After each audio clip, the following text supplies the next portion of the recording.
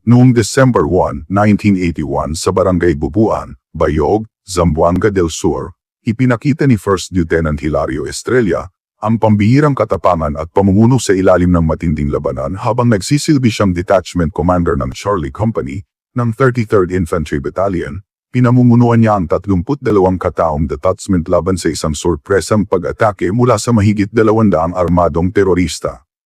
Habang nagpapakawala ang mga rebelde ng sunod-sunod na putok at pagsabog ng granada, mabilis na tinasa ni Lieutenant Hilario Estrella ang sitwasyon at ipinakita ang mapagpasyang pamumuno sa pamamagitan ng pag-uutos sa kanyang mga tauhan na magtipid ng mga bala at manatili sa kanilang mga posisyon kahit anong mangyari. Sa kabila ng mga tama ng bala sa kanyang katawan at sa init ng labanan, nagpalipat-lipat siya ng pwesto upang hikayatin at idirekta ang kanyang mga tropa na nagpapatibay sa kanila ng moral sa gitna ng bakbakan.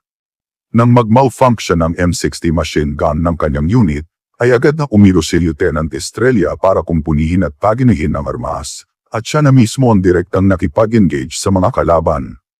Sa buong mahabang 7 oras na mainit na labanan, kung saan 10 sa kanyang mga tauhan ang napatay at iba pa ang nasugatan, ang kanyang hindi natitinag na pagpapasya ay nagbigay inspirasyon sa kanyang mga natitirang sundalo, na ipagpatuloy ang depensa laban sa walang humpay na taktika ng mga terorista kabilang ang psikolohikal na pakikidigma na naglalayong magudyok sa pagsuko.